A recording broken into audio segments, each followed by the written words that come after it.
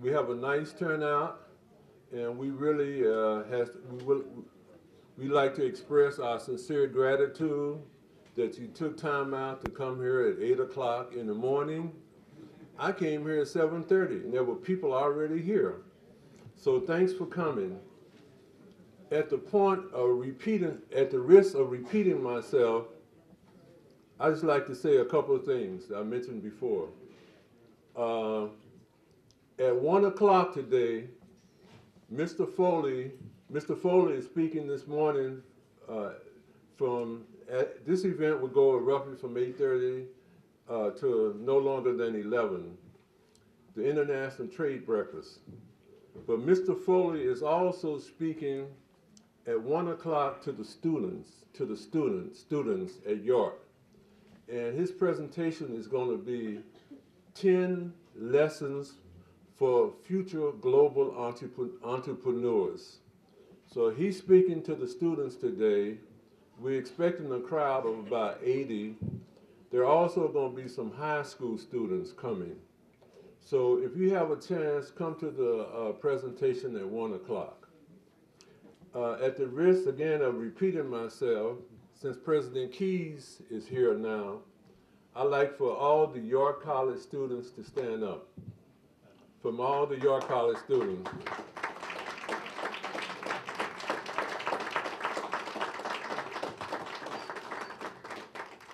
I found out from Professor Oladipo that if you came from his class, you have to write a little essay. All you need to say is the big guy from the SBDC was dynamic. That's all you need to say. Right. Yeah. But since I'm on that topic in his course room and his classes, the York College SBDC is 21 years old. It's been here for 21 years. And it's had its ups and downs. In that 21-year period, we submitted one proposal for fundraising. That was before I came. I don't know what happened to that proposal. But in the last year, our secret weapon, we've utilized our secret weapon, and we've submitted 4 proposals in the last year for fundraising. And why? Not because of me, but because of some guy. He's emailing me at 4 o'clock in the morning saying, read this proposal. I'm an old man. I take my milk and cookies at 10 o'clock and I'm asleep. But I'd like to introduce again our secret weapon, Dr. Oladipo.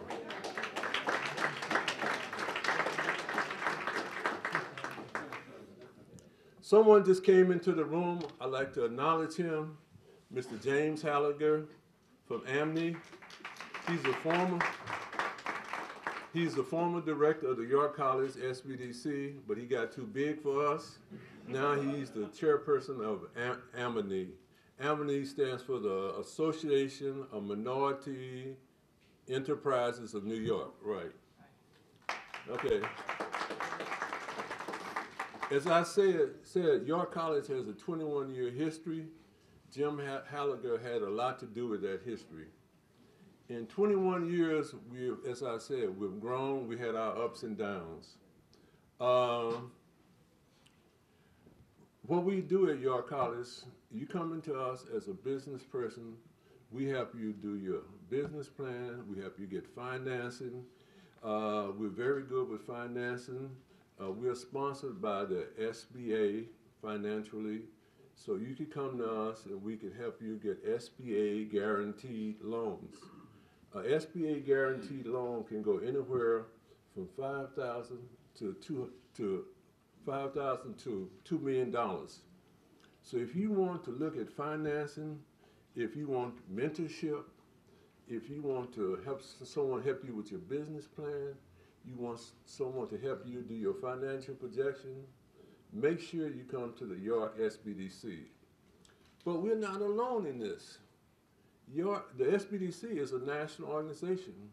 We're in all 50 states. In New York State, we have 28 locations. In New York City, we have 8 different SBDCs. So I'd like to take this time now to give a special shout out to all my SBDC people from around the city. With all the SBDC, my SBDC colleagues, please stand.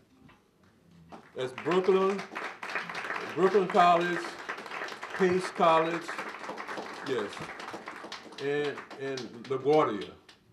So we thank you for coming very much, and we all try to support each other. At the SBDC, it's a national organization. But one very exciting thing about the SBDC, Small Business Development Center, is we have the global SBDC. A lot of people have been coming to the SBDC, say, train us so we can implement the SBDC model in other countries. So we now have 25 SBDCs in Mexico. At our national conference last year, we had people from Central America, Brazil. We have people coming from Africa asking about the SBDC model. So the person who's mainly responsible for the global SBDC is Mr. James Foley. So if you have a chance, either afterward or during question and answers, ask him, if you want to, about the global SBDC. We have this platform with the SBDC in Mexico where we could work with clients in Mexico. The SBDC in Mexico can work with the client as well as the SBDC in York, or the SBDC in Texas, or the SBDC in California. So I think a lot of things are happening that are it's very exciting for the SBDC. Back to the local SBDC, in your packet of material, we have several things you should look at. On May 19th, the SBDC has a monthly SBDC orientation. If you're a small business owner, particularly a startup, you come to the orientation and we'll sit down and explain to you about your business plans, your financing, and then you can make an appointment and you can come to the SBDC. So this happens every month. Also, as I say, Mr. Foley's textbook on exporting is the best seller in this area. It's taught in classrooms all over the country. I read it before I met him, and when I met him, I said, "Oh, you Mr. Foley, you're the guy. You wrote a great book." So I would like Mr. Foley to autograph a copy of his book to President Keys.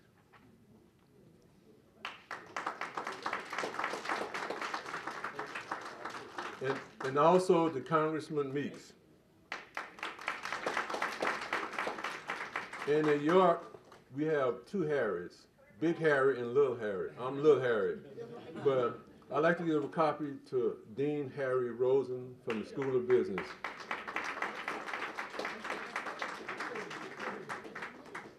And we're going to hold 1 copy at the end for questions and answers.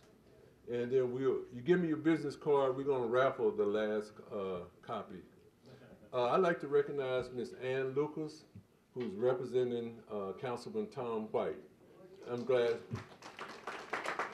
Audrey Lucas. Anyway, without further ado,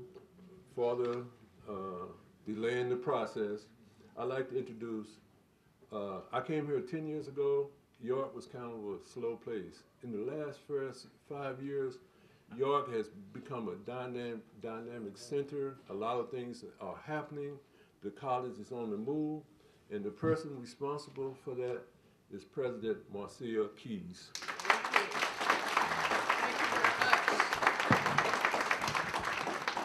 Thank you very much, Harry, and I really want to get a very warm round of applause for Harry Wells, because this was his brainchild, and this is our second one, and to our host. And of course, he's introduced his team already, so you know that when we do the applause, it's for Harry and his team. So good morning, everyone, and greetings. I bring you greetings from York College, from our over 7,000 students, from our just about 200 full-time faculty, our 232 adjuncts, our many administrators, and the members of my executive team. And I bring you greetings from all of those people because it is all of those individuals who really make up the York family and who have kept us on the move these last 5 years. But I also want to say that it is my pleasure to be here this morning and to see so many corporate partners and to have the responsibility of introducing, if you will, somebody who really introduced me to Queens, and who really needs no introduction, but who is our Congressman, Congressman Meeks. But it has really been a fabulous partnership. Well before I came here to York College, this community embraced York College. This community, in fact, brought York College to this location. And in those days, I believe there was a real dream about York College being the education intellectual engine for this area, but also partnering to be an economic engine as well. And I'm delighted that as a result of that dream, and those people who nurtured that dream during those many years, including the SBDC, that York is really on the brink of fulfilling that dream today. And these kinds of events, this second International Trade Breakfast, is symbolic of that fulfillment of the dream. We are delighted to have you with us. We are more than delighted to see so many of our students being participants. We are just encouraged by the work of our fabulous faculty, Dr. Oladipo, see, I did it again, Dr. Oladipo and Professor Forrester, two of our young, bright, energetic, fabulous leaders. They're really role models for our students.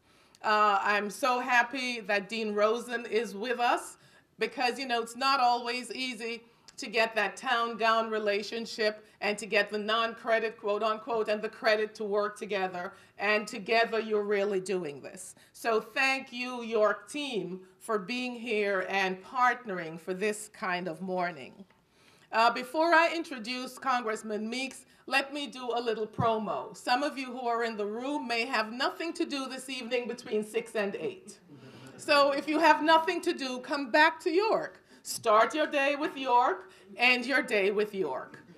This evening, it was something that happened sort of rather quickly. I like to tell the story that my good friend Soledad O'Brien called me last Thursday and asked me if I would do her the favor of hosting a town hall meeting and a screening of her new documentary on Haiti. And since she is my good friend, of course, I had to say yes. So she will be here this evening, here in our Performing Arts Center, between 6 and 8. It's a very timely and sensitive topic, as you can well imagine, with the devastation that has occurred. You will have an opportunity to see a screening of a new documentary that she will then launch on CNN later in May. And you will also have an opportunity to ask questions. So after you've had a great time here this morning between 8 and 11, do come back between 6 and 8. Bring your family if you like, bring your friends. It's free and it's open, and you will see and have a chance to have some questions answered on this topic. It's called Rescued, and I think the focus is on the Haitian orphans, a topic that we all hold very dear. So now to my task. It is my great delight to introduce one of your keynote speakers this morning, Congressman Gregory Meeks. Congressman representing the 6th District of New York, in which York is housed. Serving the people of New York's 6th Congressional District has been his focus for these 11 years of his tenure. During this time, The economic vitality and well-being of the 6th Congressional District stays front and center for Congressman Meeks, who sits on 2 important and prominent committees in the House, the Financial Services Committee and the Foreign Affairs Committee. Congressman Meeks is a senior member of the House Financial Services Committee, and he is also chairman of the Subcommittee on International Monetary Policy and Trade. He also serves on the Subcommittee on Financial Institutions and Consumer Credit and the Subcommittee on Domestic Monetary Policy and Technology. And the congressman in these roles really has an opportunity to study these issues and to bring these issues home to his home district. On all of these matters, he not only focuses on the economics and the global impact, but he also focuses on the local impact. And I'm sure that he will have an opportunity this morning to help you understand what those opportunities might be and what the challenges might be. But I also want to say that as a president of York College, as the president of York College, we also appreciate many of the efforts that he makes in our behalf on a very local level. And so he makes sure, for instance, that funding is good for higher education. He also makes sure that whenever he can, he brings significant support to us in dollars, federal dollars, for instance, to support our SEMA program, and in federal dollars to support our aviation program. And he understands her issues. When we go down to see him in Washington, as we did recently, he sits with us, he brings his staff to the table, and he says, let's follow up. And he gets the job done. And so I want to say, as you listen to him today, know that he doesn't merely speak the words, he also executes. And I have good reason to celebrate his execution today, because just last night, after we went down to see him in Washington, there is a particular important person we have been trying to get to York to celebrate the partnership between York College and the FDA, the Food and Drug Administration, and it's Dr. Margaret Hamburg. And we tried one avenue, and we tried another avenue, and we linked up with Congressman Meeks, and we still tried some other avenues, and we got some responses that said, can't do. But when we went down and spent some time with Congressman Meeks, he called one of his staff in, and he said something like, we've got to get to XYZ, who can get to ABC, and maybe we could get Dr. Hamburg. And last night, Earl Simons mentioned to me that Dr. Hamburg will be coming to York. All we've got to do is call and get a date that fits her calendar. So when you see him here talking about economics, talking about the global connection, or talking about local issues, please know this man executes. Welcome, our Congressman of the 6th Congressional District, Greg Meeks. Thank you, Dr. Keys. And it is without saying what a great job she is doing. You know, the truth of the matter is, York College was the idea of the community. Community came together and grew and had a vision. And while we were in that vision, you hit speed bumps, you hit obstacles. And for a while there, people were concerned about York College. You would talk to chancellors and you'd talk to people in the local community, and people, as bad as they wanted things to be as best as they could, there was concern. We got to tell the truth about it. And we had changes of presidents, and faculty was upset, students weren't happy, you know, community. So we almost were at one point on the brink. And then came a lady who had been an educator all of her life, who was in the Bronx at one point, and they She came to York College in the midst of all of what was going on. Presidents having come and gone within a year. And they're saying that this could be the last chance for York. But the people who were around her came with the confidence that this is the right person at the right time for York College. And ever since Dr. Marcia Keyes took the helm as the president of this university has continued to grow. Student enrollment is now going through the roof, and people around the city are acknowledging the greatness and the potential of being realized here at York College. So we have a great debt of gratitude to pay to Dr. Marcia Keyes, who is just tremendous at what she's doing and what she has done. Likewise, I've got to do what Mr. Wells is doing with this program, and the turnout that I see here today is just absolutely unbelievable. To think that you can have on a early Monday morning, Friday morning, my days, Friday morning, I'm only in New York 2 days, Mondays and Fridays. Friday morning,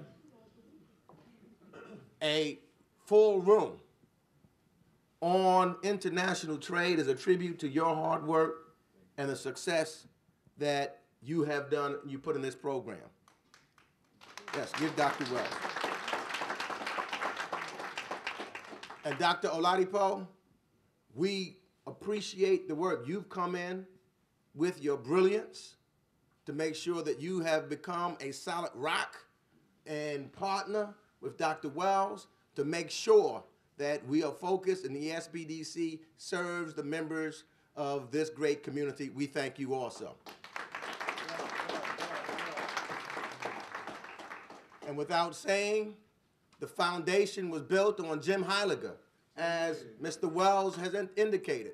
Jim was here at SBDC in its infancy. He's still in his community. You have never seen a harder fighter for business, especially small business and minority and women-owned businesses, than Jim Heiliger and the people of the community. Jim, thank you.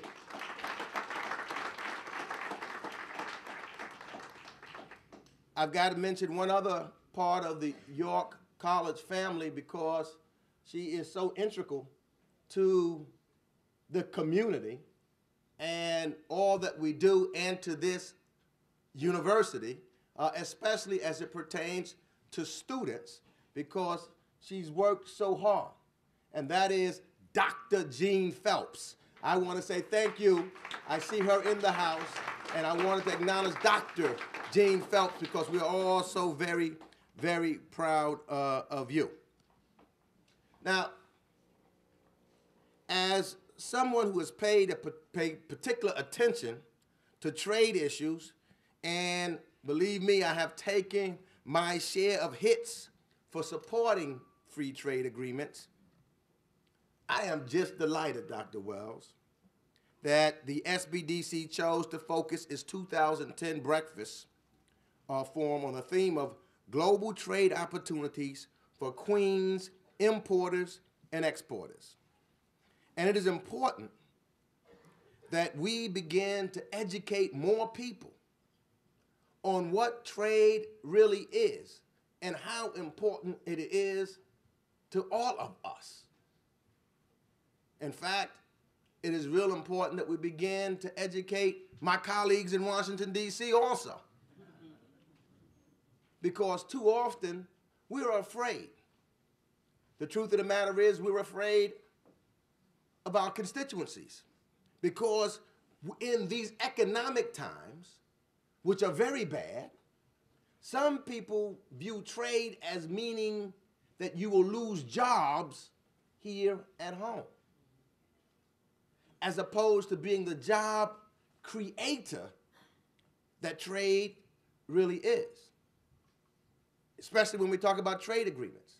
People talk about deficits in trade. Generally, you're talking about China, which we really have not negotiated a trade agreement as we know it with. In fact, when you find that we have trade agreements, generally it reduces trade deficits. And we have an opportunity to create jobs. Now, I was buttressed a little bit with my arguments about the importance of trade when President Barack Obama used in his State of the Union address to announce an initiative aimed at doubling U.S. exports over the next 5 years. And I commend, again, the York College SBDC for sensing the President's National Export Initiative could be the key link in the chain enabling exporters and importers from our borough to double opportunities in global trading. I do not think it is an exaggeration to call the President's National Export Initiative a once-in-a-lifetime opportunity, particularly for small and medium-sized businesses. And let me explain why by asking each of you to just visualize for a second how some of you may have gotten to York College this morning. Perhaps you took the Belt Parkway. Some of you, the Grand Central Parkway. Others may have been on the Van Wyck Expressway. Some, the Long Island Expressway. But before you could take on or get onto one of these highways, you had to figure out which streets you needed to be on to access that highway. Take the wrong street and you miss the access ramp. Take the wrong entrance and you end up going in the wrong direction. You waste a lot of time and energy. You end up getting here late. And by the time that you finally get here, all of the breakfast is gone.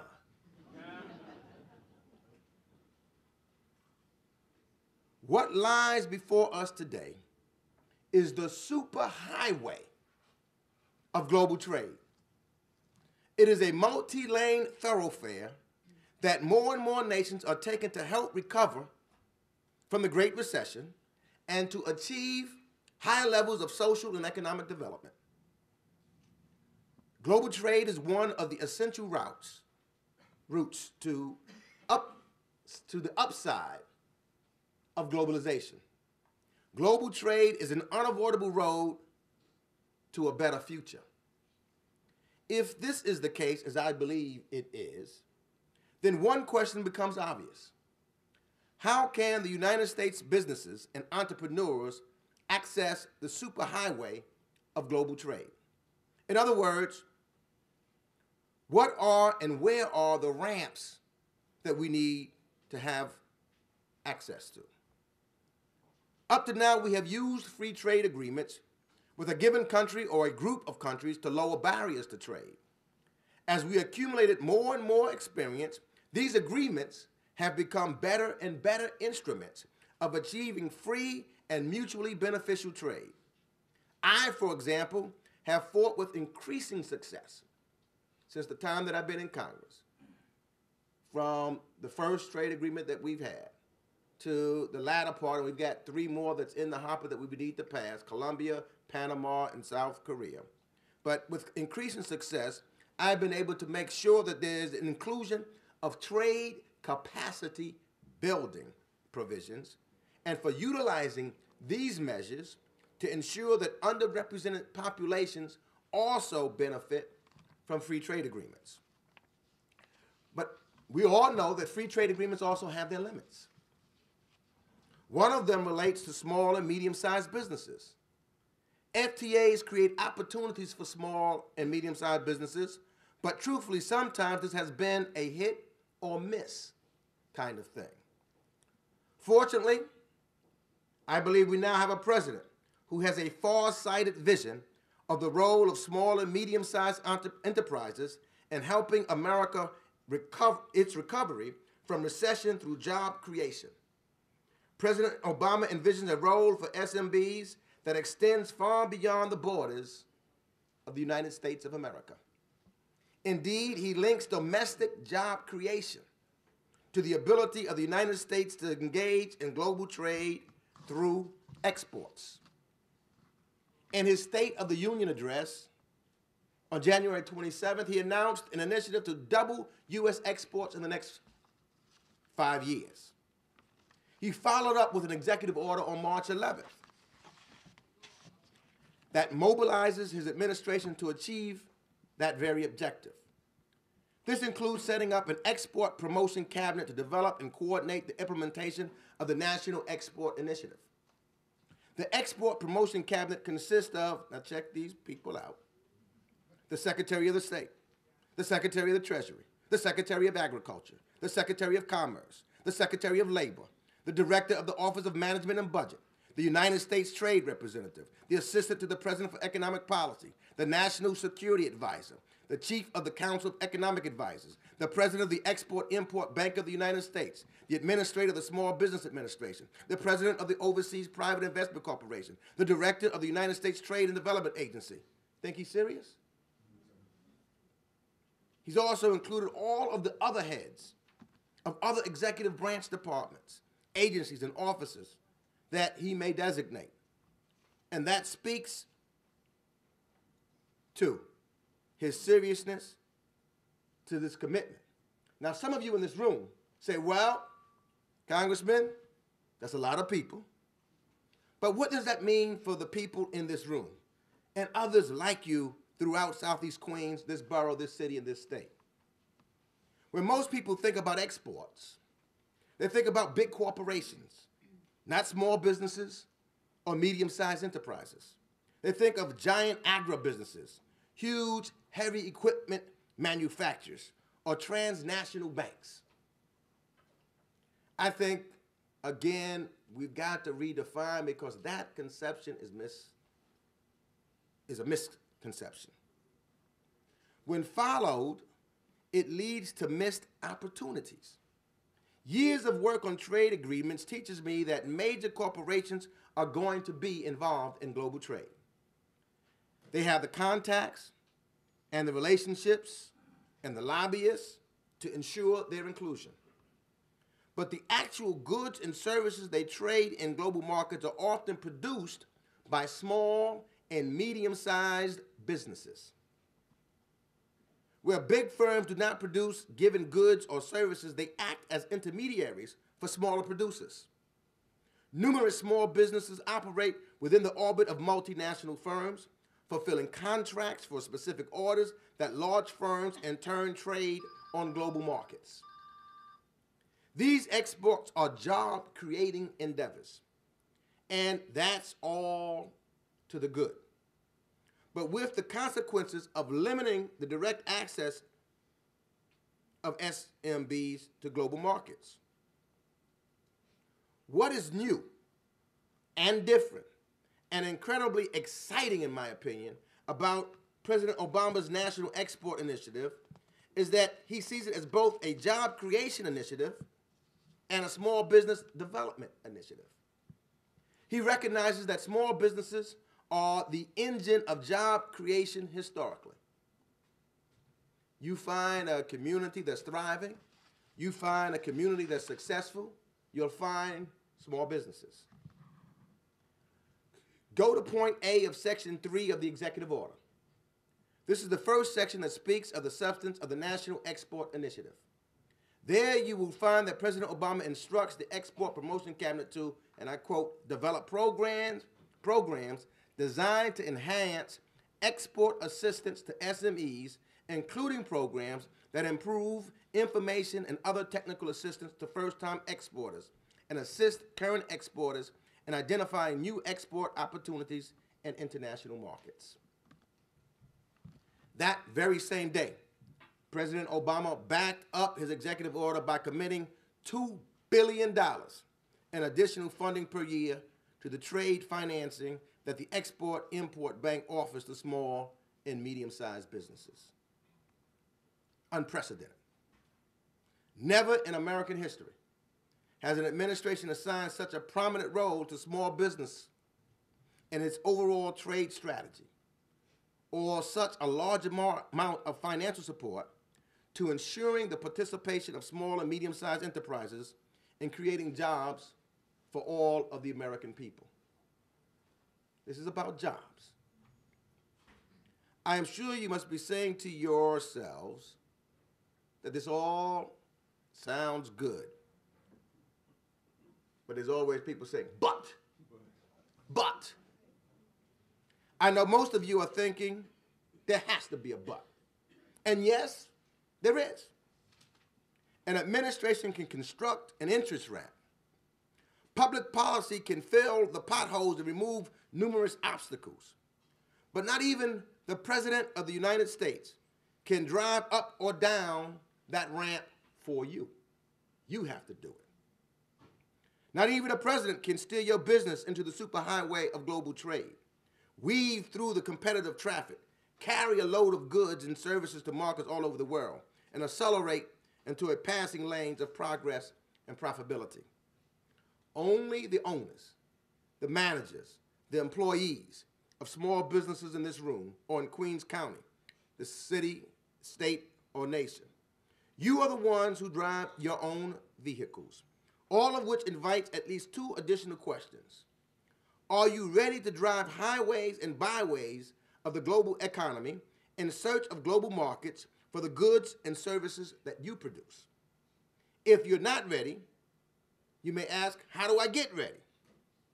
Global trade is not a matter of just driving out to JFK Airport, parking your car in the term parking lot, getting on a plane, flying to a country, or going by a nearby ocean liner, and taking a taxi to or from the airport to a trade ministry and saying, I'm here,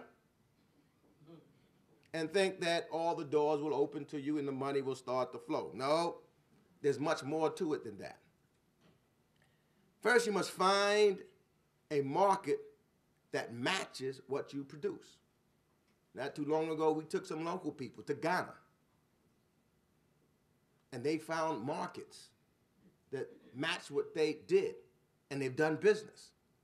And we have a number of other trade missions that we're looking to take people to, and we're going to be bringing ambassadors and ministers of commerce from other communities right here to this district so that you can hear. So you don't have to take the train. You can hear and converse with them to find out what they need in their markets and try to figure out what matches what you produce. You must locate local partners who need what you produce also. You will need to know how to set up export operation. You must understand foreign exchange issues. You may need a hedge against the fluctuations in currency rates. And I'm on the Financial Services Committee now. People talking about hedging and, whether or not you want to hedge or you use a derivative, or, we should get rid of them. Well, the more you get into this, and this is what's hard sometimes to explain from Wall Street to Main Street, you who are in business know that you do have to hedge. We cannot completely eliminate derivatives because it has a strong business purpose. We just have to understand it and get in the game to utilize it to help the businesses that you run. But it's become a necessary business instrument, of which we'll have another conversation on at another time. The same kind of issues, that you have to find, you might determine what's your finance, what's your upfront cost. Then, of course, there's letters of credits, payment methods, documentation issues that must be mastered. The same applies to communicating with potential trading partners for who English is not their first, second, or third language. But don't get discouraged. Help is on its way. In fact, help is just about here. The President's National Export Initiative understands that many small businesses may not have the know-how to cope with these challenges. But that doesn't mean that this knowledge and these skills cannot be acquired. If starting and sustaining a small business is anything, it's about taking risks and accepting challenges. Your spirit and your courage in putting everything you have on the line is the same spirit that in fact founded this nation that we're so proud of. We built it, we defended it, and we made it better, fairer, and a more equal nation. And we're striving to even do better. So if you need help and assistance in understanding what participation in the global trade requires you to do, I said, help is here. Well, where do you find it? Mr. Wells. York College, SBDC. That's where you find it. Under the able leadership of Mr. Wells. We've seen what he can do, who has, his business. He's done this before. Before he came here, he was an import-export. That was his business. He has outstanding research and scholarship with Dr. Oladipo. He's brought the expertise that we need to this community. Right here, the York College SBDC is developing an export education international business training program for you, especially disadvantaged entrepreneurs and dislocated workers. And I understand that this 3-tiered global trade project is designed for local exporters, businesses in freight and forwarding, wholesale distribution, and other international trade services, for dislocated workers from global trade businesses who would like to utilize their experience to start up a business, and they will host a summer international business institute for immigrant entrepreneurs. I'm about to close. But before I do, let me revisit the notion that the National Export Initiative is, in fact, a once-in-a-lifetime opportunity. It is not only an opportunity to develop your business, it is not only an opportunity to help our economy recover by helping to create millions of new jobs, it is also an opportunity to do great work in the world by doing what you do. Understand that less than 2% of the world's population, less than 2% of the world's population lives in the United States of America. Besides our population of we're about 310 million people, there's another 700 million people that live in the Western Hemisphere. China and India both have populations of more than 1 billion people. China's, close to 2 billion, and India 1.5 and growing. Brazil is a surging, emerging market engaging in innovative economic development. The same can be said of Vietnam, South Africa, South Korea, Malaysia, and Indonesia. Several of the Eastern European countries and former republics of the Soviet Union are beginning to establish a presence on the world stage. And despite the widespread disease, poverty, civil conflict, HIV and AIDS on the African continent, many African countries, I just did a swing. I did 11 countries in 2 weeks on the continent of Africa.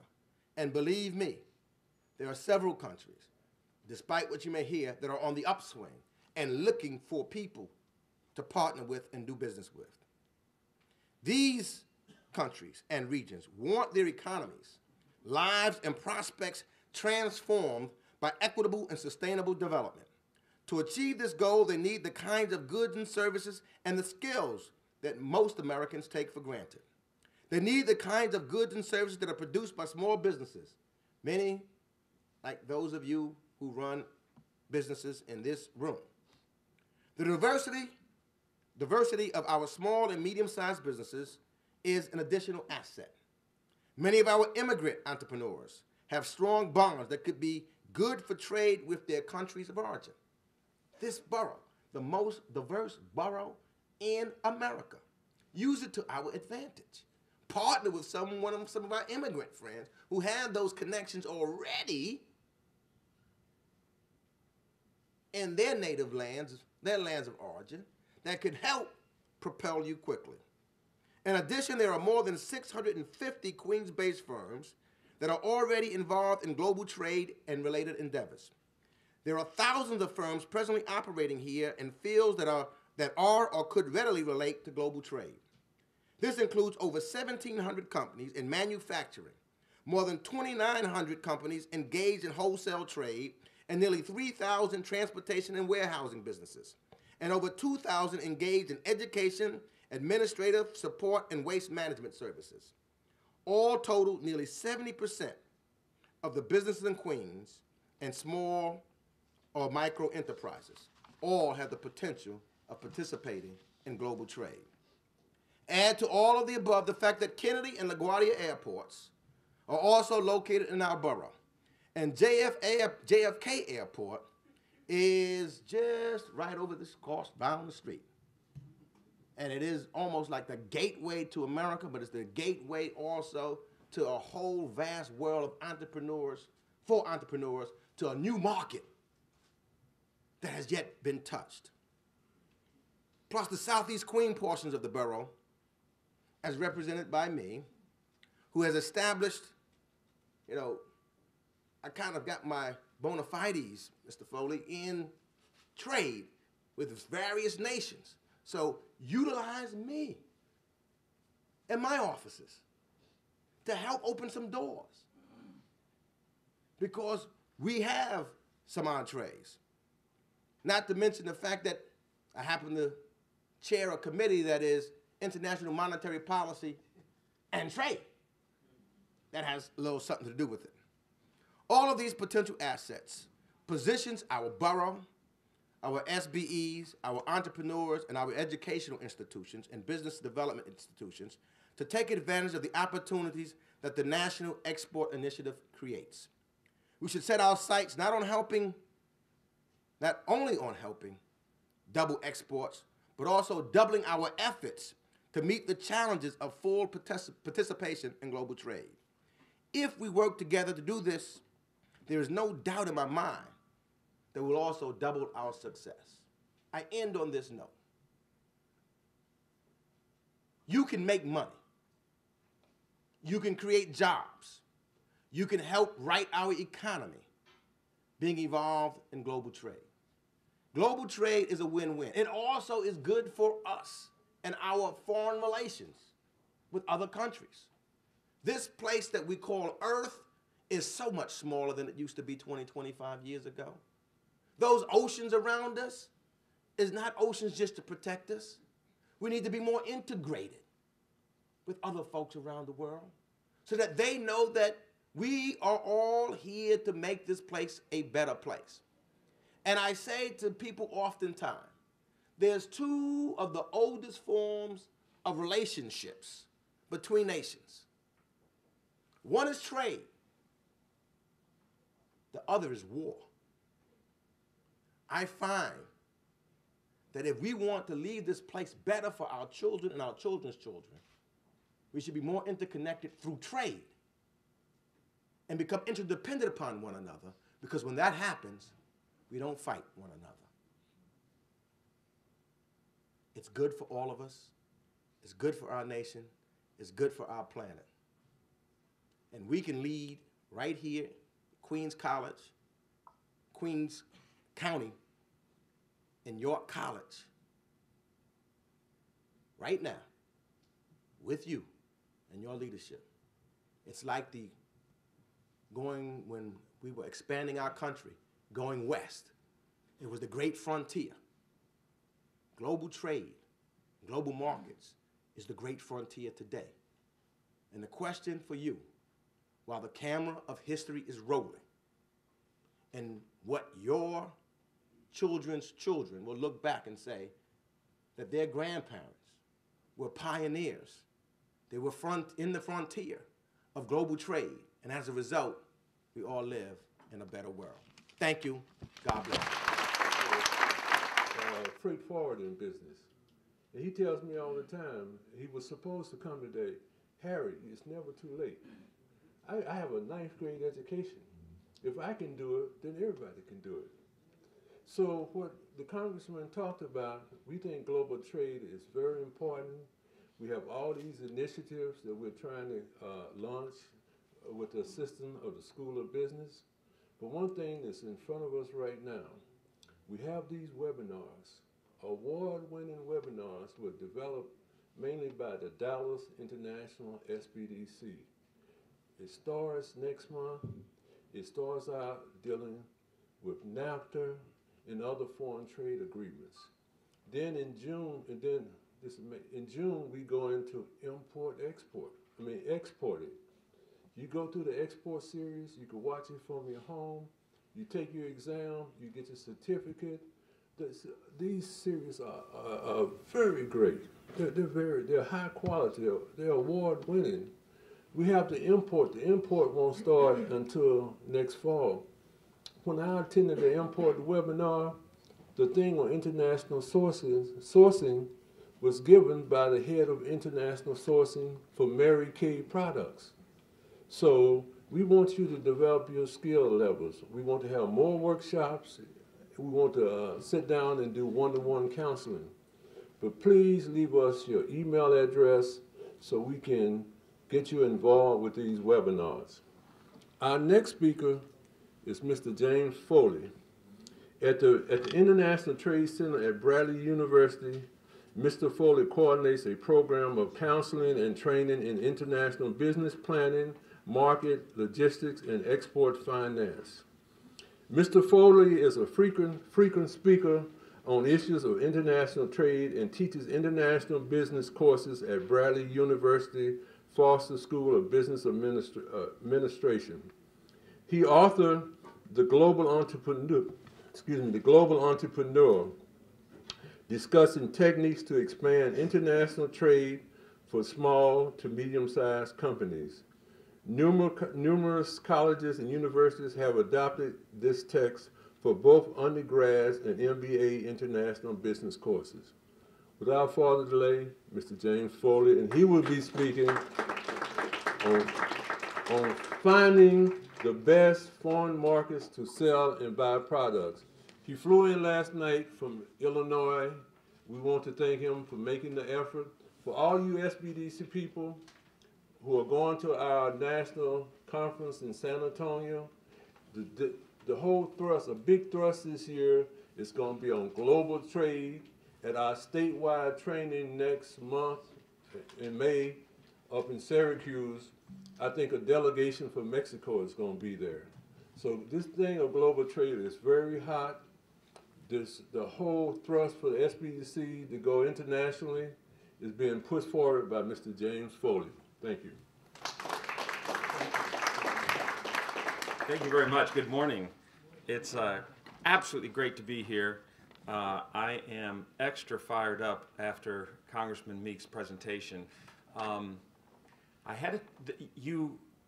don't think any of us can fully appreciate the courage that it takes today as a politician to touch the third rail that is trade. I am not an elected politician. I was asked to write an op-ed for our local paper and talking about globalization and getting the best thing out of it. I wrote it. I then took some students to China, and I called back to the office after it printed, and they said, "Get ready when you get home. I think you're going to have protesters outside your door." And I said, "Oh, I hope not." And they said, "Well, at least I can tell you some jerks wrote some things about what you wrote in the paper in the blog afterwards." I said, "Oh, I don't read those things." Immediately logged on and read them. And you know, it is so much easier to say that trade destroys jobs and stop at that point than it is to have the courage to explain the truth. And I thought that the Congressman's metaphor of a road and how important that road is to our future is a powerful one. And I certainly agree and am inspired by the President's vision and the National Export Initiative and what we can expect to come out of that. So my congratulations to your local leadership. You're very fortunate to have that kind of vision and courage because it isn't everywhere. Also happy to have a chance to be here at your college. Very impressed that you should know a little secret, those of you who aren't on the inside of a college or university. Presidents are either loved or not so loved. And it became pretty clear to me that Dr. Keyes is someone who's loved. And that's always comfortable to come in. So to both our previous speakers. Also, you know, great to be so close to JFK. JFK is when I was growing up, the day the Concorde first flew, I cut the Concorde out and kept the picture up in my dorm room. To me, the idea of flying faster than the speed of sound, and what was that symbol for us here? It was Kennedy. And later, I never got to fly first class, never got to fly the Concorde, which is, of course, even more expensive than first class. But I know people who did. And I used to live in London for a number of years, and a good friend of mine worked for IBM. And IBM had this policy that if it was at least 3 time zones or more, you got business class for your travel. Well, okay, that's not the Concorde, but at least it's business class. But there was a little secret. British Airways had a day flight to London. Well, most of you know almost all the flights to Europe are at night. But a few of the airlines do a day flight, and so you lose the day, but at least you don't have to go with the whole problem of sleeping overnight in a plane. But the reason she always took the day flight on British Airways is because if you were flying club class or even first class and they canceled it, one of those you never know why they cancel, but they do, they upgraded you to the Concorde. So everyone always took the day flight hoping it would be canceled. So I saw her the next day and I said, how'd it go? Well, I walked up to the absolute true story. In fact, I feel kind of funny telling it so close to JFK because that's where she flew from. I suppose someone who knows Miss Ruffner would be here, but anyway. Walked up, oh, I'm terribly sorry, madam. Your flight has been canceled. Yes! As you are flying club class with us today, we have upgraded you to the Concorde. So she's looking forward to the wonderful food, some champagne, relax. So she gets on board, takes off. She decides, you know, I'll go use the bathroom, goes to the bathroom, and then so she's going to be ready for the short 3 hours, 45 minutes flight. Gets ready to leave and can't open the bathroom door. And thinks, well, this is crazy. I mean, how hard is it to open the bathroom door? And you know, all of us who fly, you notice that little red button that says, call flight attendant in the bathroom. Have you ever thought, does anybody really use it? You know, she pressed it. Back came the flight attendant. May I help you, madam? Yes, I can't open the door. Will you slide? Yes, I know how to open the door. It will not open. They called the purser back thinking the purser could help. She spent the whole Concorde flight in the bathroom. I told her I hope at least they had a straw to pour the champagne in. When they landed, they had to have the mechanics come on board and take all the hinges off to take the door off. So maybe we didn't always want to fly the Concorde. It's also the site, Kennedy, of where I cut my first international teeth. I was very, very lucky to have 2 parents who believed in travel and all things international. Every Thanksgiving, if someone in the local college was orphaned because they couldn't get home, they came to our family's Thanksgiving. And I have 7 brothers and sisters, so there were 8 of us. Yes, good Catholics, Foley's Irish. So he said at our family conference, you have 2 decisions. We need to either replace our car with another used station wagon, or we can take a trip to Europe. 10 people, this is 1964, 8 kids, called Pan American Airlines and said, do you have a kids group rate? And they say, why would you want a kids group rate? Why would you want to take 8 kids to Europe? But he did. We voted that we would rather give up all of our allowances, do everything we could to save all our money. And it was from this airport that we then left on that 6-week journey, myself only being 6 months, 6 years. It was actually 18 months to 18 years of age between the 8 kids. My mom had to ship diapers over to the halfway point of the trip because she didn't expect that there would be disposable diapers in Europe. And I remember in Italy once we found an elevator that once you're in the elevator, you control the buttons, and so while you're telling the elevator where to go, someone on the outside can't call it, the old kind of elevators, so we would put our little 18-year-old brother right in the seat, and we would press it, and then we'd hide behind the window, so these people trying to get the elevator would just see this 18-year-old boy going up and going down. Well, you can see I caused as much trouble as the lady on the Concorde who couldn't get out of the bathroom. But really, what does Kennedy represent? JFK, LaGuardia, and this whole of the area is such a power trade community and area. Queensboro, You are the symbol of international trade. But as the Congressman said, you can be a symbol, but that doesn't mean everyone is engaged in international trade. And that's a lot of what the National Export Initiative is about, is to say we have to be engaged in a proactive way in how we conduct international trade. So what we're going to do now is get a little bit down and dirty. I'm going to share with you in this presentation, and I know you won't be able to see everything, so you've got the handout in front of you, and we're going to follow through the slides. In some respects, I apologize for the hands-on practical side of this, but what we want is to hope that you walk away with one example of how to really learn to do this thing called international trade. Thanks again, Congressman. We'll shout you out for being with us.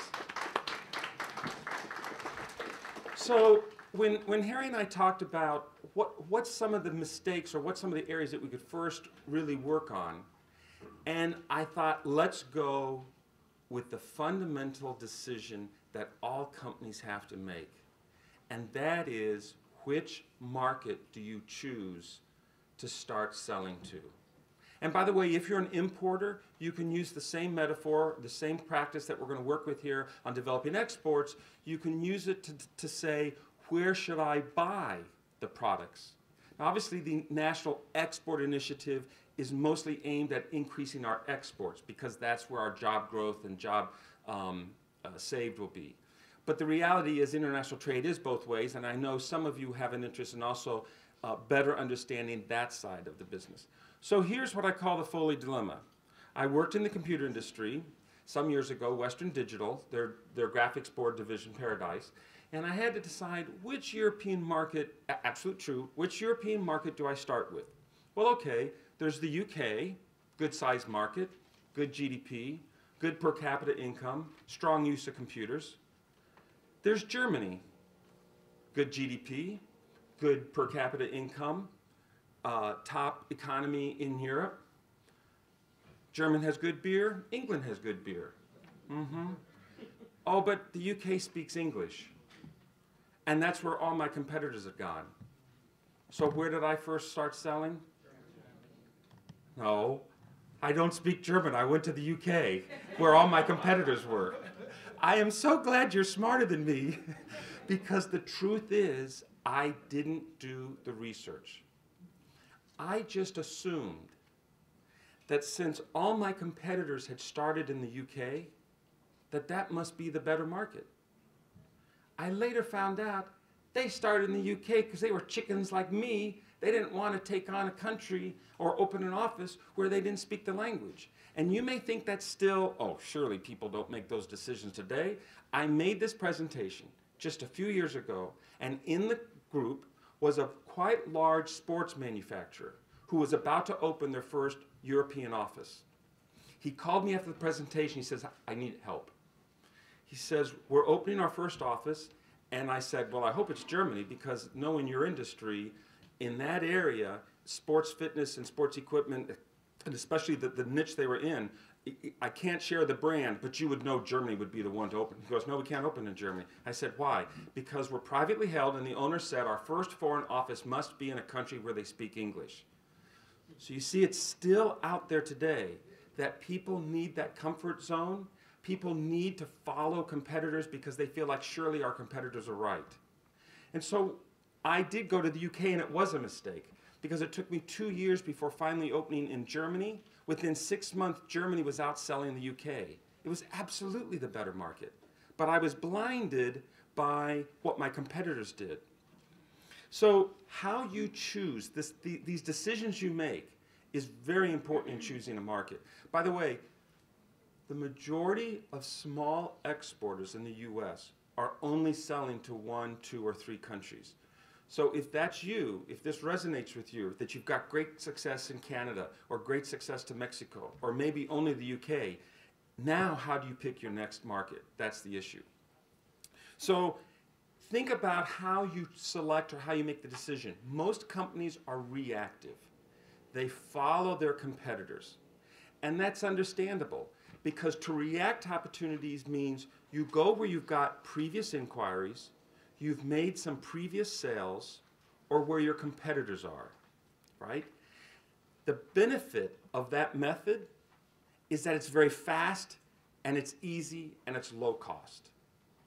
I'm going to show you a couple of databases where you can find where anything that you sell or want to buy, you can find out country to country where they are sold or bought.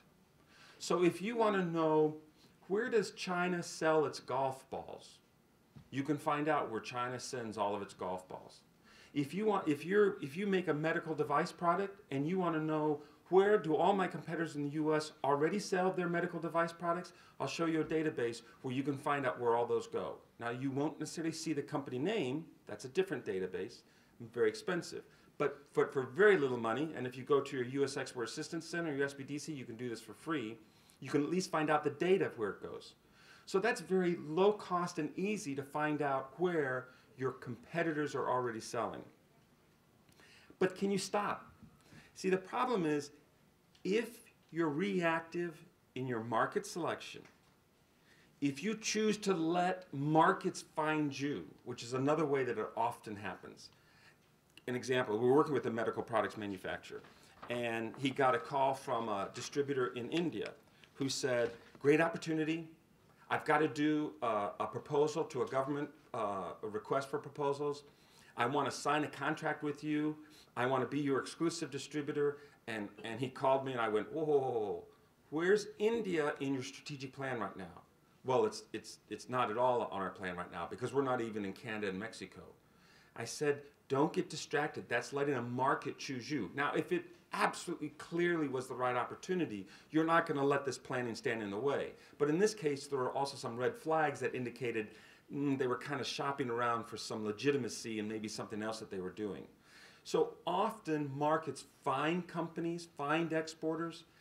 What I want to show you is a process by which you can step back from that and be more deliberative in choosing your markets. And why? Because if you react, if you let markets choose you, first and foremost, you lose first mover advantage. And we only have to look at Starbucks, Microsoft, Nike, McDonald's. Those are all examples who remain today leaders in their field because they were the first to, in an excellent way, execute their idea, right? And even when people try and fight them, that brand that was developed through first mover advantage is very powerful. Let's just take Coke versus Pepsi. As they expanded internationally, whether Coke followed Pepsi into a foreign market or Pepsi followed Coke, what they found was it was so much harder to get market share if one of them had already gotten in there. Finally, Pepsi said, we're just going to start a strategy where let's just find out what's still out there that Coke hasn't entered so that we can go grab those markets. And one of my MBA buddies later went to Pepsi and worked in their food areas, and he says, absolutely, we still feel the same way. We still know that if we lose to a Bennigan's or lose to a TGI Fridays, which is part of PepsiCo at the time, then we lose that first mover advantage of whatever that idea is. So by being reactive, you don't get to be the first. Now I realize sometimes being the first is not good. Sometimes you, like Avis, I want to be the best at being number two. Because there's value in that as well.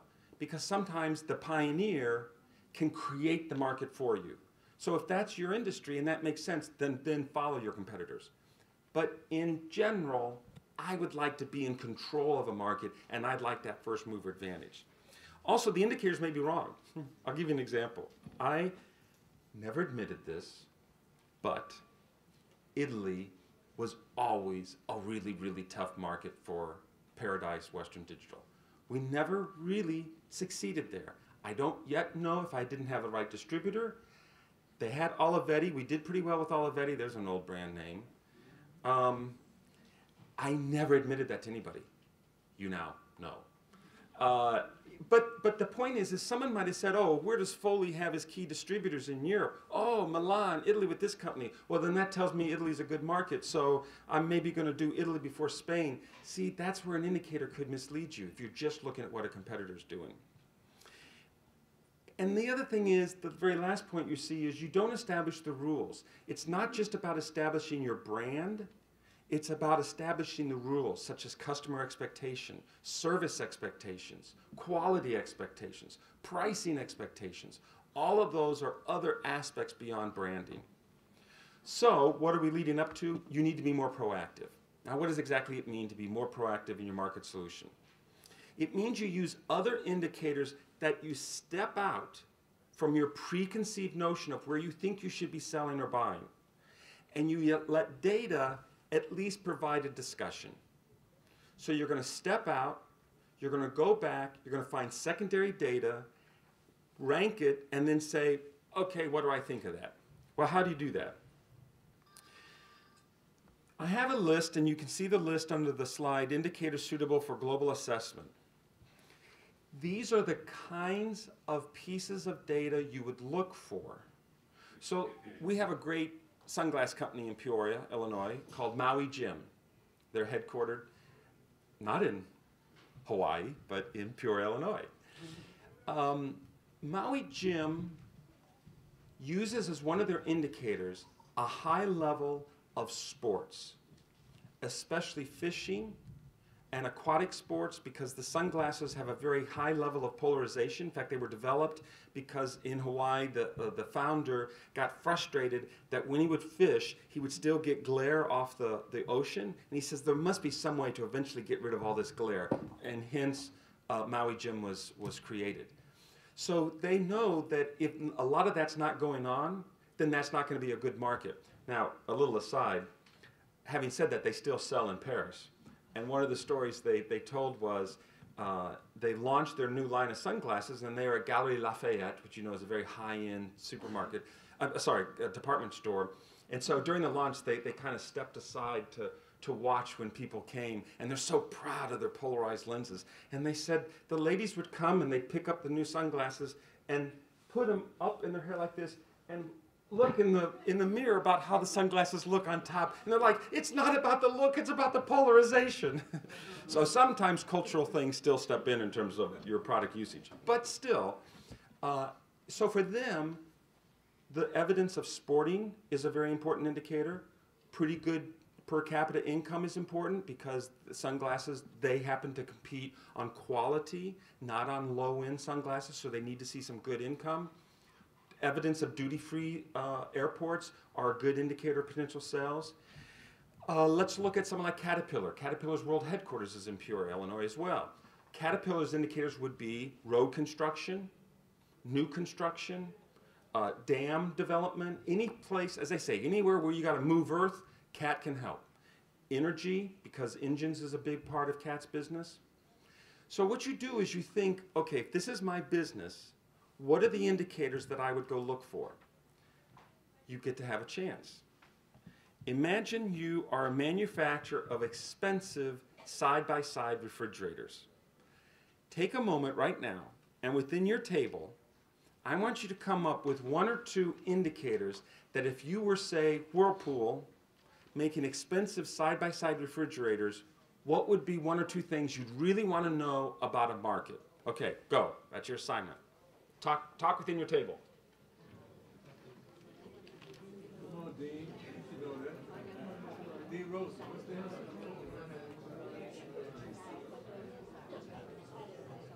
Time to get control, I can see. The conversations have gone beyond your indicators, and that's fine. That's no problem at all.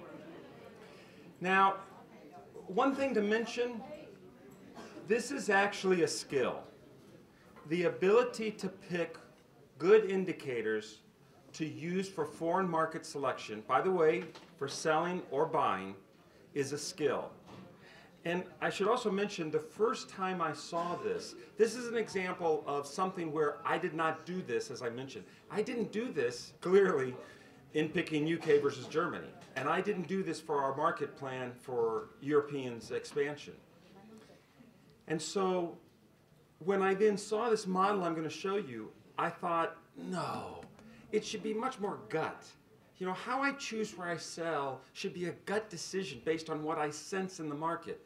It can still be that. I'm not taking that gut instinct away from the decision. But what I'm saying is this data will help you make a more informed decision. And knowing how to find the data is an art. So I'll give you some examples because what we're going to do is show you my tips next. But let's hear back. Just throw out. I'm going to start with the table right over here with the two students in the camel jacket right there, because I know you have at least one that you can throw out.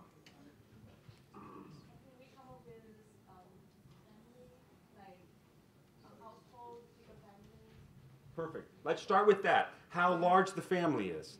Okay, did anybody else have some sort of an indicator such as household size, number of people living in the home, that sort of thing? Good, another one here. That's perfect because we talked about large side-by-side refrigerators. And therefore, probably what's driving the need would be a large number of people in a house. However, here in the US, we know that it's almost become standard that even a bachelor requires a double side so all the beer can go in one side, right? So I'll critique that a little bit and say, how about we just know the total number of refrigerator sales in the country? That starts to get at the idea of how many refrigerators are they already buying? Because probably we're going to compete with the existing sales channel of refrigerators. So, and also because the average, probably the United Nations would publish the average number of occupants per home. But the problem is that that might be a misleading indicator rather than a direct indicator. But let's keep working with some. Any others? Just throw up your hands if you had one that you want to shout out, please. Okay. Well, what about some homes that eat fresh? They eat a lot of fresh food every day. Of course, you need a refrigerator also, but not a lot of frozen. Perfect. That's a common one. So the idea again was, how about some sort of indicator about how much fresh food do they eat versus frozen? Here's the challenge. Every time you think of an indicator, it can't be a behavior, it has to be a number. Because it's hard, yes, we could probably quantify the amount of frozen food sold in a country. We would have access to that number. But again, if we go back to what's the total number of refrigerators imported into that country, or what's the total number of refrigerators currently being sold in that country, that's a solid number that we can get. And that already assumes that there must be some use of frozen food. I'll give you another example of how that same sentiment is expressed. Another company I sometimes use for this, not with college students, but with practitioners, is wine, expensive wine. What indicators would you do for expensive wine? And they often say, my indicator is the cultural or religious perspective on alcohol. I understand. They're saying some countries are not, because of religious norms, choose not to consume alcohol. And they think that's the answer. Actually, the World Health publishes the average per capita alcohol consumption by each country. So rather than decide, to what extent does this culture accept or not accept alcohol, you can just go directly to the World Health and find out the per capita alcohol consumption. In fact, you can even find, the students love this, the average beer consumption, which is Ireland, needless to say, the highest. So again, you see the difference? We took a cultural attitude and turned it into a number. Okay? Throw out one more and we'll learn it as a way to learn. Great. The number of people with income that can support the price of Perfect. Yeah, definitely we have to have per capita income because I said expensive side-by-side refrigerators, not cheap. And so therefore you're looking for a stronger per capita income. Let me mention one warning about certain indicators that are so broad they could mislead you. For example, one of the first things our students, when we walked out of the hotel in Shanghai, is they saw the Lamborghini dealership and they saw the Mercedes dealership. And they thought, you know, Mr. Foley, if we use per capita income in your little exercise for China, I'm not sure Lamborghini would have chosen China as one of the markets. That's right. So sometimes you have to segment the data to a particular geographic area of the country. Just Shanghai alone represents a better opportunity for, say, a Lamborghini than probably many cities in the US. Well, we don't have a Lamborghini dealership in Peoria, Illinois, I can tell you. So that's called market segmentation, where you break a market down somehow, geographically, behaviorally, some way, and say, I'm going to look at per capita income, but only in Shanghai, only in Beijing, only in Bangalore. Because if you look at the whole country, you're going to say it's not worth it. Well, so what are some tips about how you do this? Well, first of all, as you learn how to develop indicators, you have to avoid your ideas that are not quantitative and are qualitative. Remember, qualitative is information that's opinion. What taste do you like better, the sweet one or the sour one? Or what's your opinion of my presentation this morning? What's your opinion of that? That's more qualitative. Quantitative is a specific number. Indicators for market selection must be numbers because you have to compare one market to another. And so any indicator you get has to be something you can compare India to China to Belgium to Luxembourg to South Africa to Namibia. So you have to have a number that's comparable. So when you look at it, avoid things that are just habits and instead look at specific numbers. And also make sure that you have at least one indicator that describes the total market size. So for example, one of the things that we would add to Whirlpool is total number of dwellings, total number of homes plus apartments, because that represents the maximum number of refrigerators I could possibly sell. For Mondavi or Opus One wine, it would be the total population of legal drinking age. For State Farm and auto insurance, it would be total number of autos. So in other words, you always have to have one indicator. I call it the Singapore-Korea test. What's the greatest difference between Singapore and Korea? I mean, both similar GDP, both similar governments, I mean, a little bit of a difference in Singapore, both in Southeast Asia, both strong manufacturing economies, both strong economically. The big difference is 3 million versus 40, 50 million in South Korea. So if you don't have something, you know, all these other indicators that we might have put in place would have made Singapore look the same as South Korea. No, you've always got to have something that distinguishes the difference between the total size of the opportunity in the market. And then lastly, it didn't come up this time, but it might have with some of your tables, don't confuse barriers right now. Students will always say import duties. I want to look at import duties. Well, if all the competitors are foreign, then they all face the same import duties anyway, unless they're a member of a trade agreement. So if I'm selling Caterpillar equipment down to South America, other than Chile, where we have a free trade agreement, I'm competing the same with Komatsu, because they're the two big competitors, Komatsu and Caterpillar. Well, and also John Deere and some others. Anyway, Volvo. But same thing, Volvo, there's no European trade agreement with Argentina, for example. So duties, yes, you're going to need to know duties later. You're going to come back and research that, but that's a barrier. Another one typically that would come up is what type of electricity do they use? Because if I make a side-by-side refrigerator, I need to know if they're 220 volt. No, that's not demand driven. The matrix that we're about to develop together in the next slide, this analysis should be demand. Who wants my product or service? That's what we're trying to answer. Who wants my product or service? So that I don't miss a Germany instead of a stupid Foley going where they only speak English. Okay, so how do you then handle all this? This is going to be a little tough to read because your slide, so just think the basic idea. You put the rough data first. Oh, that's right. So if you look in your handout, now that we've gotten to a slide that otherwise is hard to see, we're now on this page that says initial research data.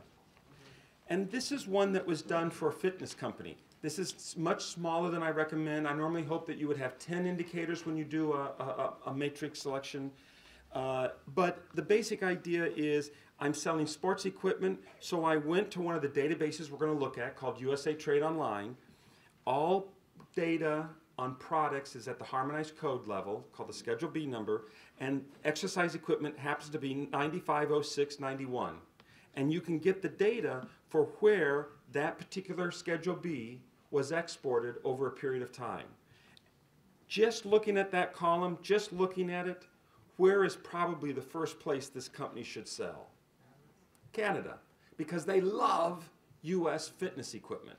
Now that's assuming you feel comfortable competing against either other Canadian suppliers or your other foreign suppliers. We then looked at where they sold before. We looked at population because people need sports equipment. We looked at income because, you know, clearly you need some income. And then we found a report from the on export.gov from the U.S. Commercial Service that actually did a global assessment of the sporting goods industry and said what the total size is by country and what the growth is. Now all of a sudden look at Canada and you think, well, yeah, it's a big market, but it's only growing at 5%. Therefore, I might want to look at a South Korea, much smaller, but they're like going nuts. Or even Argentina, where maybe I can have a little bit of first mover advantage, where they're buying basically 1/100th of what Canada is buying, even though the populations are similar. So then you turn this, if you then look, skip another page to where it gets to the market selection model. What we've done is converted the top performer in each indicator to 10 points. And then relative to that, put how the other countries have performed. So that ultimately, if someone did only 1/10 of the business, they would only score 1 point. But if another country was as strong as the top, they would be awarded 10 points. And then you weigh them for what's most important. And what comes out of that in the next slide is the final market ranking. Now here you see, in this case, that it ended up being Japan as number 1. It's very unlikely that we would then say to this company, Japan looks like one of your best markets, but Canada looks to be equally good. Of course they're going to go to Canada first. Part of NAFTA, you have all the protections. If they open an office, culturally it's not an issue. They'll probably even jump down to Mexico before going to Japan. But at least if now they get an inquiry from Japan, they're going to be like, oh, wait a second, we're very serious about entering Japan. What can we work out here? Or maybe sooner than later, I'm going to go to a trade show and look at the opportunities in Japan. So that's the idea behind having the market selection matrix. Remember, this is just a discussion tool. It's just to get you out of your preconceived thoughts. Because then the most important thing is to go to the market and actually see if they like what you actually sell. So you have to do more in-depth research on each market that you've identified through this process. You may find out that your competitor is too entrenched and you avoid that market. You may find that the data's wrong. You may find that the barriers are indeed too big. And this is where your SBDC and your UX Export Assistance Center with the Commercial Service can be so helpful, because they live this stuff every day, as well as your other economic development agencies here. So you've got to use all of that information for input. You'll see one last idea on the top part. I say use your foreign buyers for input. One of the tricks I used to do is I used to go to the final buyer of my product, who I never sold to. I sold to distributors. But I went to the final buyer and I said, what do you think of this product? Could you see a use for it? And then I said, by the way, I can't sell to you direct because you would only buy 50 a year and I need to sell, 2,000 a year. Who do you think should be my importer? And I do that with about 5 potential end users, say retail. Then I call up that distributor and say, by the way, so-and-so on Rue de Laurence in Paris says that you should be a really good importer for my product. Yeah, well, great, let's meet. I even did the same thing with editors of magazines. So before I even entered a market, I went and met with the industry and leaders and said, you know, we're not ready to launch, but we're well known in the United States. We're going to come into Norway, and what are your thoughts about the market? And the first thing is they just want to hear from you. You know, what's happening in the market? What do you think? You're in solar energy. What's happening in solar energy these days? And then they get something from you, and then you say, by the way, who are some distributors that are well respected in this market? So you've got to go and ultimately get primary research. Now, if you can't travel to the market, because not everyone has the funding, if you can't travel, reach out again to your SBDC and your U.S. Export Assistance Center, because they do have programs to find partners and help you even if you don't travel. I hope you do, but the reality is you may not be able to. Okay, so I've tempted you that this data is out there to make more effective decisions. So where is it at? Well, the first thing is all data about where stuff moves around the world is moved as categorized by the harmonized tariff classification system. This is not the same as the SIC code, the standard industry classification, or the NAICS code, the North American industry classification system. Your SIC or your NAICS tells you what you do as a company. I manufacture automobiles. The harmonized code tells you it is a four-wheel passenger automobile of 6-cylinder, not over a gross weight of so-and-so. That's the harmonized code. I am an agricultural producer of fruit. That would be my SIC code. But a banana has a very specific 10-digit number. Coho salmon has a specific 10-digit number, as opposed from other types of salmon. So products have between a 6 and 10-digit number, and you need to find that. Your SBDC and commercial service can help you determine first your classification number. Once you find that, then you want to go to some major websites that's going to give you more data. The first and most important, as I think most of you know, is export.gov, because that's the main portal into all of the U.S. resources that are non-agriculture. If you happen to be agriculture, then instead go to the Foreign Ag Service within USDA, U.S. Department of Ag. But in general, I think mostly we have non-ag importers and exporters here. So therefore, it would be export.gov. To get even more sort of overviews, there's your ag site, sorry, just so you have the URL for those of you that are. This is, can I share with you that this is an addictive site? You will spend hours on this site. New York Times reviewed it about 2 years ago, saying it's one of the most effective single locations to find information about countries anywhere. The power of nationmaster.com is every indicator is comparable across all countries of which the data is provided. So when they give you per capita alcohol consumption, it may be that for some it's done in liters and in others it's done in gallons. That's all been taken care of. If they say what's the internet usage per 1,000 people, they've equated that because maybe one government reports it as per million people. NationMaster, using other sources, they don't create data, they report data. That's one distinction from NationMaster versus other sites. UN data, the World Bank, that's their own data. They are an originator of data. Commerce, an originator of data. Euromonitor, an originator of data. NationMaster takes all that and puts it into one site. You can't, I don't think this is another one probably that's been, but the people category, just look at, well, go to NationMaster, it's free. And you'll see how many categories there are. But as an example of an originator of data, World Bank, beyond export.gov, World Bank has really, really good data. And again, it's comparable across markets. And it's very good on emerging market indicators as well, such as infrastructure. I have here the Finland page dump. That's just some of the data. They probably have somewhere around 200 pieces of information about every country comparable across country. A second World Bank site is the doingbusiness.org. That's having once decided to enter a market, it helps you better understand what your barriers are going to be. How many steps are there to opening a market, that sort of thing. How easy is it to hire, how easy it is to release employees.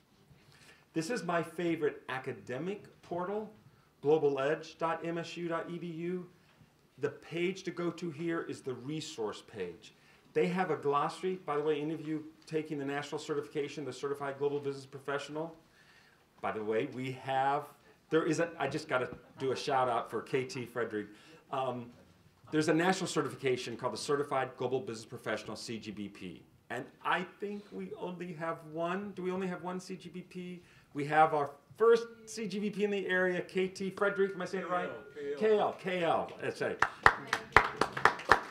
You know, it's not easy to have the courage to step up and say, I'm going to go, here I've done this, many, many years. I'm going to go and take this exam and then walk back and say to your boss, well, I didn't make it, but KL did it and did great. Anyhow, there's a glossary at this Global Edge website that is great for anybody studying for the national exam because a lot of the terms can be found there. A second mega site is CITD.org. That's a California International Trade Development Center. It just happens to be a colleague of mine who feels passionately about finding great websites. So again, Global Edge and the CITD site, though they have some data, mostly they're a referral to other sites. That's the way to use it. And then for trade statistics, to get US data is usatradeonline.gov. This tells you at the 10-digit level where we're buying our bananas, where we're selling our bananas, where we're buying our cardio medical devices, where we're selling our cardio medical devices, where I'm selling, wood podiums, or where I'm buying wood podiums. I mean, it's that specific. That does carry a $300 charge, but again, you can access it free through your Export Assistance Center or through your SBDC. One that is free is the dataweb.usitc.gov. That's similar data, but it is free, a little harder to use, but at least it gets you access. And then another one that's free is the global data that the United Nations publishes. And I'm going kind of fast here because this is, I do a separate workshop where we train on these databases. That's the whole afternoon is just training on how to use the databases. You can figure this out if it's important to you. But the UN Comtrade, that tells you where is Chile shipping its bananas to, or its wine, more importantly, its wine. Where is Australia selling its wine? Because if your bigger competitors are not US, then USA Trade Online is only going to tell you where your US competitors are selling, not where your other foreign competitors are. So those are the websites. I hope that helps give some information about where you might find data in order to make more proactive market decisions. So my last topic, Harry mentioned that we have a lot of service companies in the area, in Queens, and in the broader area. And what were my thoughts about opportunities, especially in financial and accounting areas, but in general services? Well, the good news is if you are not a manufacturer, but you're a service provider, it's one of the fastest growing areas of US exports. So you're in good company. And what's driving that is that more and more foreign markets are opening up their regulations to allow us to offer those services. I mean, we've been selling products to China for a long time, but financial products have not gone into China until more recently. And part of the accession to World Trade Organization, when you see people become part of the WTO, that forces them to accept the allowance of some of these services coming in. Insurance would be another example, where they had, in other cases, locked out foreign providers of insurance. And so therefore, there's a great opportunity in financial accounting and consulting services where you otherwise might have been kept out. And we have some of the top US brands. When you think about the kind of respect that we have generally in financial services, I won't go too far right now, and accounting firms and consulting firms such as Accenture and Pricewaterhouse, these are global brands that are well known. So, and also the respect for US education system. and the fact that we speak English, which is the global business of language. So we've got so much going for us if you're in the services sector. And I think small firms have a significant advantage as well. Because imagine someone like an Accenture, and nothing against Accenture, friends of mine work there. But if you're a smaller entrepreneurial service firm, you have a much lower cost base. So therefore, of course, you have to match the quality, but you're not going to have to bill the project at the same sort of level that a large multinational consulting firm would have to. You have increased flexibility because you're not constrained by rules that the firm may place. You can do your project theoretically faster because you're more nimble. The whole Thomas Friedman, world is flat, right? The key to globalization is for small companies to be fast, nimble, collaborative. The rise of the mini-national, that a small can look big because of technology, including the websites. And the customer benefits from top management being on the project. I mean, if you're the owner or you're a top manager, you're going to be the one pitching the project, which is a great advantage as well.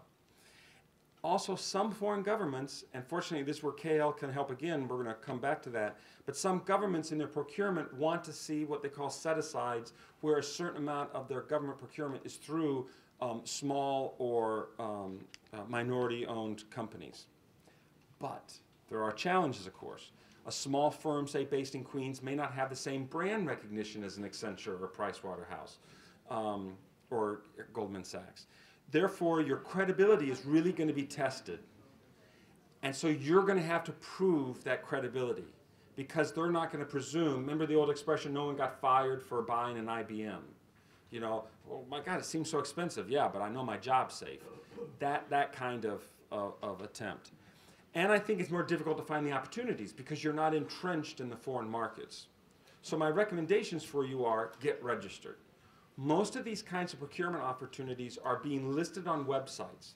I've given you a couple there, the dmoz.org, which is an open source listing of consulting databases. I mean, this is another mega portal. So the DMOZ is going to bring you, and I provided the long URL because I tried to give you the short one, but there was no easy way to then talk you through it. So I went ahead and provided the complete one. And then also DevX is highly involved in the aid, USAID, and other foreign aid opportunities. These are longer-term consulting and financial service opportunities, but it could potentially be done on a contractual basis. And then I think partner with larger consulting groups. I gave you just one, FMI Inc.